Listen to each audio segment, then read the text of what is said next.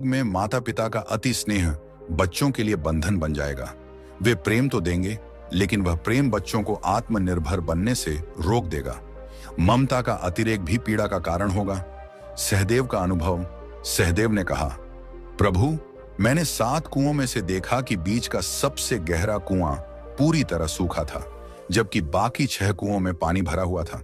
श्री कृष्ण ने कहा, हे सहदेव, कलयुग में लोग बाहरी रूप से तो समृद्ध और धनवान दिखाई देंगे, किंतु उनके भीतर करुणा और सहयोग की भावना नहीं होगी।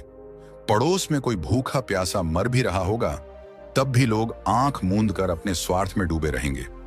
यह स्वार्थपरता ही कलयुग की सबसे बड़ी पहचान होगी। नकुल का अनुभव।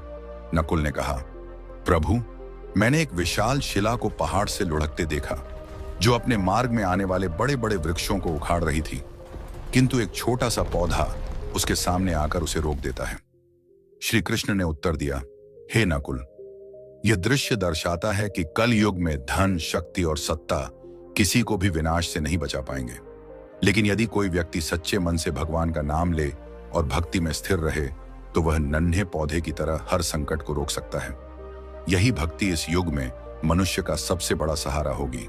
यह प्रसंग यही समाप्त होता है, लेकिन गरुड़ पुराण में एक प्रसंग आता है, जब गरुड़ जी ने भगवान विष्णु से प्रश्न किया, हे प्रभु, 4 युगों सतयुग, त्रेता युग, द्वापर युग और कलयुग में कलयुग को सबसे भयावह क्यों माना जाता है?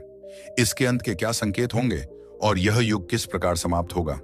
भगवान विष्णु ने उत्तर दिया, हे गरुड़, कलयुग में अधर्म, स्वार्थ और पाप का बोलबाला होगा। इसके अंत समय में कुछ विशेष संकेत प्रकट होंगे जो सृष्टि के विनाश की ओर संकेत करेंगे। आइए उन 5 प्रमुख संकेतों को समझते हैं। पहला संकेत, मानव आयु का ह्रास। कलयुग के अंतिम दौर में मनुष्य की आयु अत्यंत कम हो जाएगी। औसतन जीवन केवल 20 वर्षों तक सीमित रह जाएगा।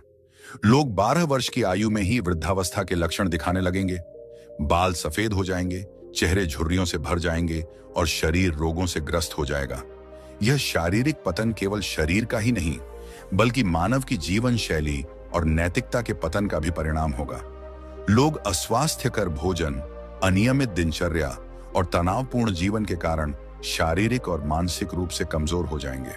स्त्रियां मात्र 8 से 9 वर्ष की आयु में ही संतान को जन्म देने लगेंगी, किंतु उनकी दुर्बलता इतनी होगी कि वे बच्चों का पालन पोषण ठीक से नहीं कर पाएंगी। बच्चे कुपोषण और कमजोरी से ग्रस्त होंगे, जिससे आने वाली पीढ़ियां लगातार अशक्त और रोगी बनती जाएंगी। इससे पारिवारिक और सामाजिक ढांचा पूरी तरह चरमरा जाएगा। लोग अपनी भौतिक इच्छाओं की पूर्ति में इतने उलझ जाएंगे